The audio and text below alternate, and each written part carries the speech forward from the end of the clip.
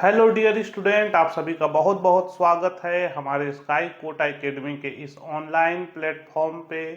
और मैं मोहम्मद बाजमीर आलम फिर आप लोग के सामने हाजिर हूँ एक नया वीडियो लेकर के। तो दोस्तों, आप लोग जैसा कि थंबनेल में देख रहे होंगे, आप लोग को समझ में आ गया होगा कि आज हम इस वीडियो में किस चीज़ की बात करेंगे। सबसे पहले उन सभी बच्चों को बहुत बहुत बधाई जिनको सीट अलॉट हो चुका है, और उन बच्चों के लिए भी ज़्यादा टेंशन ना लें, चिंता ना करें। अब आपके सामने आगे का नेक्स्ट राउंड है, उसमें आप कोशिश करते रहें। Second round, third round, mop-up round ये सभी हैं अभी, तो आप निराश ना हों, आगे पूरा पूरा चांसेस रहेंगे मिलने के।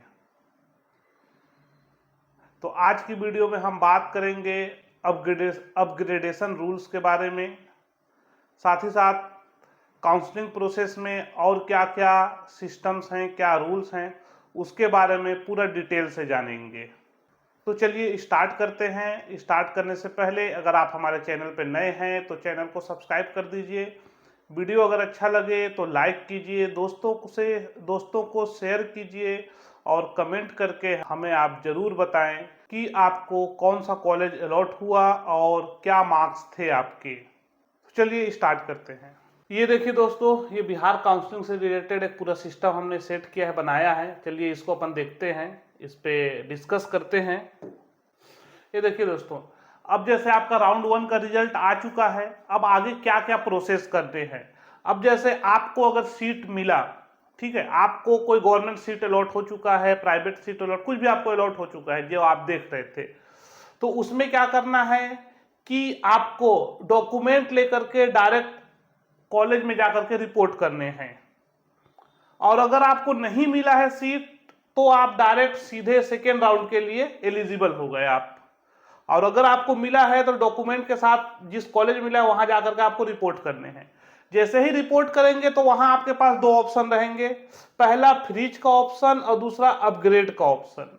फ्रीज का ऑप्शन ये रहेगा कि आपने उस सीट को कंफर्म कर लिया, अब आगे आपको और कोई सीट की जरूरत नहीं है, आगे आप अपग्रेड नहीं करना चाहते हैं, आपका वो सीट कंफर्म हो गया, आपको वहां अपना एडमिशन प्रोसेस कंप्लीट करने हैं, फी वगैरह पे करने हैं, एंड आपकी जब वहां पे क्लास स्टार्ट होंगी तो आप अपना क्लास स्टार्ट कीजिए।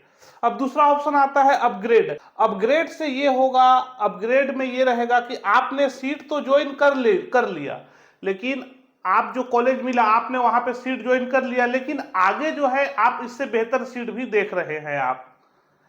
और अगर मान लीजिए आपने अपग्रेड किया और आगे राउंड में आपको कोई दूसरा सीट नहीं मिला उस अपग्रेडेशन में, तो आपकी जो पहली सीट है वो आपकी सेफ रहेगी, वो आपके पास रहेगा, ऐसा नहीं कि वो आपका चला गया। तो ये रहता, जैसे आपने मान लीजिए जीएमसी पूर्णिया आपको अभी मिला फर्स्ट राउंड में, ठीक है, लेकिन आप चाह रहे हैं कि आप पटना वाली सीट आपको चाहिए, एनएमसी पटना का, तो आप क्या करेंगे, अपग्रेड करेंगे।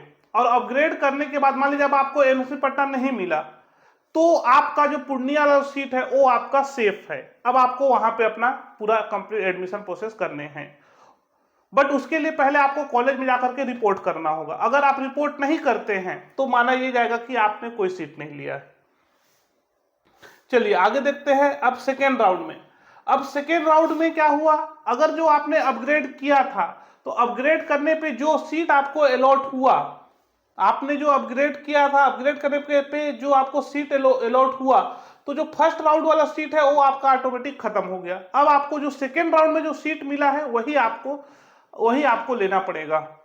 अगर आपने कोई ऐसा देख करके कि जो पहला राउंड का जो सीट मिला था आपको उससे और लो क्वालिटी का आपने सीट सिलेक्ट कर दिया है, तो आपको वही सीट लेनी पड़ेगी। तो आप जब अपग्रेड करते हैं तो उस टाइम अच्छा सीट को, अच्छे कॉलेज को आपको अपग्रेड करना है। ये नहीं कि आपको अभी जो अच्छा कॉलेज मिल गया आप उससे लो वाली कॉलेज का सीट जो है अपग्रेड कर दिए, तो उससे दिक्कत ये होगी कि आपकी जो पहली कॉलेज वाली जो सीट है वो आपका खत्म हो जाएगा, आपको सेकेंड वाले को ही लेना पड़ेगा, ऐसा रहता है।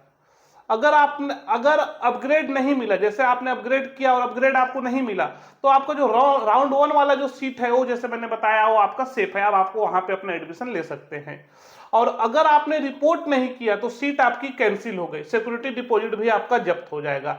अगर आप, मैं जैसे बताया कि आपको जो भी सीट मिले आपको पहले जाकर कॉलेज में रिपोर्ट करने हैं, अगर आप रिपोर्ट नहीं करते हैं तो आपका सीट कैंसिल माना जाएगा और आपका जो सिक्योरिटी डिपॉजिट है वो भी आपका फॉरफिटेड हो जाएगा, जब्त हो जाएगा।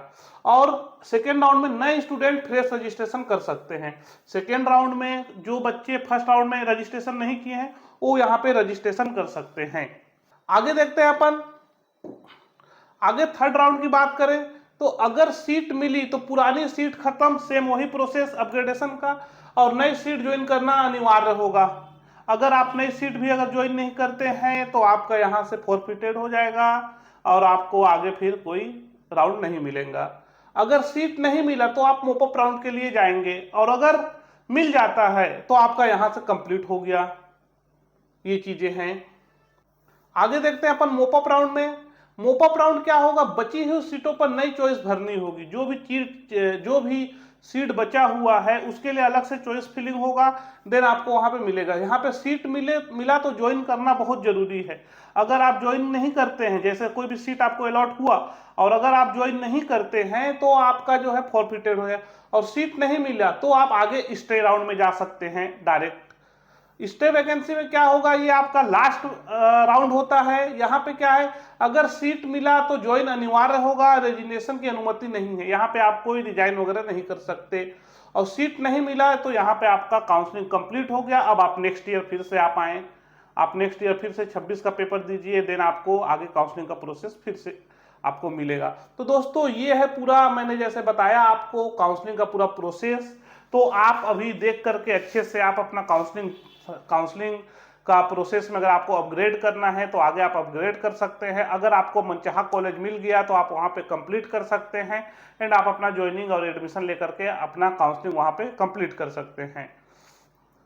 और जिनको सीट अलॉट नहीं हुआ है तो वो ऑटोमेटिक सेकंड राउंड में चले गए। थर्ड में भी अगर अलॉट, सेकंड में भी अलॉट नहीं होता वो थर्ड में पहुंच जाएंगे, थर्ड में भी नहीं होता मोपअप में। मतलब ऐसे करके अगर आपको सीट अलॉट नहीं होता है तो डायरेक्ट आप कंटिन्यू आगे प्रोसेस में जाते जाएंगे। और फाइनली लास्ट में अगर अलॉट हो गया तो आप वहां से अपना एडमिशन लीजिए। अगर अलॉट नहीं होता है तो आपको इस साल कोई सीट नहीं मिला, आप अगले साल आ सकते हैं। और जो आपका सिक्योरिटी डिपॉजिट है वो आपको 4-6 महीने में आपके अकाउंट में रिटर्न हो जाएंगे। तो आप उसके लिए बेफिक्र रहिएगा कि सिक्योरिटी मनी आपका खत्म हो रहा है। सिक्योरिटी मनी केवल एक ही कंडीशन में होगा कि अगर आप कॉलेज में, अगर आपको कोई कॉलेज मिला और आपने कॉलेज में रिपोर्ट नहीं किया तो आपका फॉरफिटेड हो जाएगा सिक्योरिटी मनी। ये कंडीशन है आपका सिक्योरिटी मनी जब्त होने का।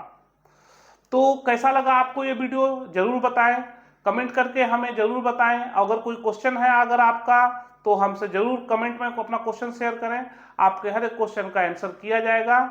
तो आज के लिए फिलहाल इतना ही, फिर मिलते हैं नए वीडियो में, तब तक के लिए जय हिंद।